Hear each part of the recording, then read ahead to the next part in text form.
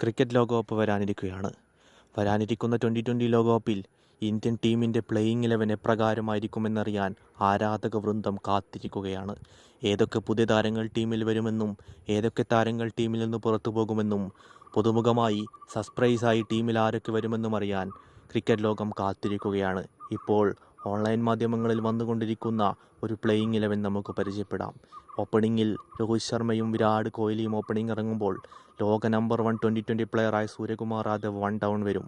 ശേഷം ശിവൻ ദുബെ, ഋഷഭ് പന്ത്, റിങ്കു സിംഗ്, ഹാർദിക് പാണ്ഡ്യ, രവീന്ദ്ര ജഡേജ, കുൽദീപ് യാദവ്, ജസ്പ്രീത് ബുംറ, അർഷ്ദീപ് സിംഗ് എന്നിവർ Indian playing 11 ഉണ്ടാവും.